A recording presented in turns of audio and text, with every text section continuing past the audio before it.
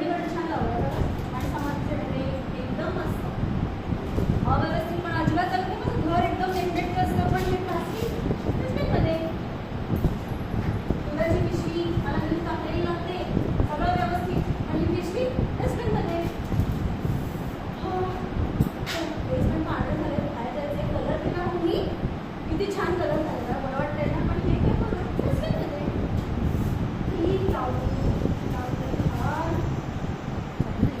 मला पण आत्ताच फुटायची होती डस्टबिनमध्ये.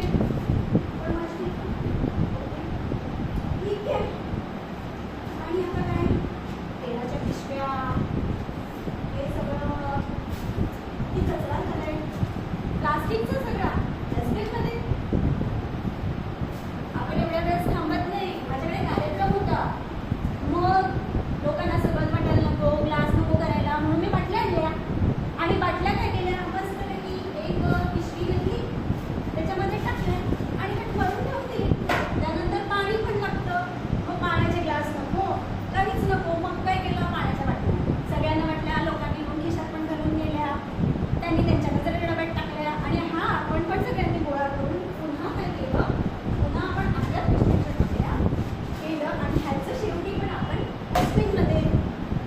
मग एवढ्यावर पण आपण थांबत नाही. सगळ्यांना खायला प्यायला पाहिजे, मग डिशेस पाहिजे, मग डिश घेतल्या. फक्त डिश घेऊन होत नाही. मग काय केलं आपण, त्याच्यावर खायला चमचे लागतात, ते पण प्लास्टिकचे. आता ह्या आम्ही अशा आणल्या, पण सिल्वर फॉइलच्या असतात, कधी कशा कशा असतात, त्याच्यापेक्षा मोठ्या असतात, छोट्या असतात. मग दिलं, हे घ्या खा. आणि मग हे खाल्ल्यानंतर काय करायचं, सगळं पिशवीत गुंडाळायचं आहे का मस्तपैकी. असं पिशवीत गुंडाळायचं आणि कुठे टाकायचं, कुठे टाकायचं डस्टबिनमध्ये. मस्तपैकी हे सारं शांतपणे करायचं आपण. ह्या शाशीनी बाटली नाही वापरायची, सॅशे वापरायचा, स्वस्त्यात पडतो तो. पण कुठे टाकायचा डस्टबिनमध्ये. आणि एवढं सगळं झालं. अरे यार हे फोन दर महिन्याला दर वर्षाला नवीन येतात, मग खराब होतात. किती फोन, किती चार्जर, किती ते कॉर्डलेस बर्ड्स बीट्स. मग ह्याचं काय करायचं, अगं ह्याचं काय करू. अरे टाकलं डस्टबिनमध्ये, डस्टबिनमध्ये पण जा डस्टबिनमध्ये. आणि हे कंटेनर्स आपल्याला हल्ली खूप लागतात. हल्ली सगळ्यांना कंटाळा येतो ना जेवण बनवायला.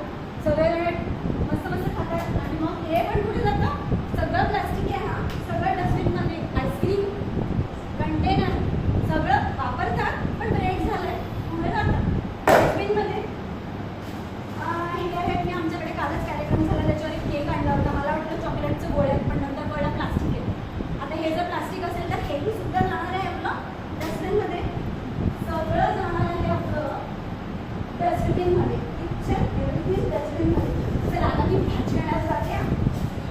भाजी घ्या, भाजी घ्या, भाजी घ्या. आणि गवार असं होतं अहो घ्या त्याच्यामध्ये. अरे अशामध्ये नाही म्हणतात. अहो एक आणले ते दोन द्या. हे बघा असं हे दोन पिशव्या दोन नाही द्या. घरी जाऊन वेगवेगळ्या कोणतं द्या. शक्य नाही. अहो द्या द्या हो द्या हो. असे करतात ते देत नाही, लागतात मला पिशव्या. मग सगळं आणतो आपण आणि पिशव्यांसकट फ्रीज. पण हा सगळा आता बघितला मी एक 5 मिनिटात एवढा सगळा कचरा घातलाय. प्रत्येकाच्या घरातला कचरा आहे हा. आणि एवढा काही दुपटीने आपण कचरा करत असतो. आणि हा सगळा डस्टबिनमध्ये जातो आणि डस्टबिनमधून नंतर जातो तो डम्पिंग ग्राउंडवरती. आणि मग त्याचं सगळं काय काय होतं ते आपल्याला माहिती आहे. आता ह्याचं मी ध्यास फाउंडेशनमध्ये आल्यानंतर मला ह्या सगळ्या गोष्टी कळल्या. मॅडमच्या म्हणजे मी त्यांचे आभार मानते. कारण ह्या सगळ्या गोष्टी जेव्हा आपण वाटेल तिथे टाकतो. आणि हे फक्त आता डस्टबिनमध्ये नाही, आपल्या बिल्डिंगच्या खाली पण आपण बघतो कधी कधी टाकलेलं असतं. चॉकलेटचे रॅपर फेकलेले असतात, काय काय. त्याचं सगळं नॅनो प्लास्टिक बनते आणि ते सगळं हवेमध्ये पसरते आणि आपल्याला रोगराई लागते. त्याची रोगराई लागते. आणि आता हे कसं आहे, आपण विचार करतो का मी एकटीने करून काय होणार आहे, मी नाही करत. पण प्रत्येक गोष्टीची सुरुवात आपल्यापासून केली तर काहीतरी घडण्याची शक्यता आहे. आता वातावरण खराब झालं आहे, क्लायमेट चेंज बोलत आहेत. सगळं जे काही होत आहे ते क्लायमेट चेंजवरती चाललेलं आहे सगळं आपलं भाषण. पण क्लायमेट चेंज आणि आपल्याला काय हवं आहे, मस्तपैकी डबल डोर फ्रीज, छान छान वॉश गाडी आणि एकदम वेल फर्निश फ्लॅट्स. हे सगळं पाहिजे, एअर कंडिशन पाहिजे. आणि हे सगळे येते पण त्याच्यामध्ये एक थर्माकोल पण येतो.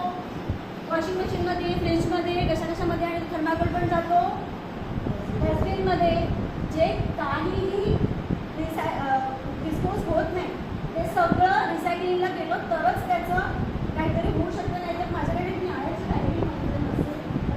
मी एक जमीन खणत होती त्याच्या वेळेला मला एक पॅकेट मिळालं गोवा. आता तर वापरत पण नाही ते गोवा असे खायचे ना.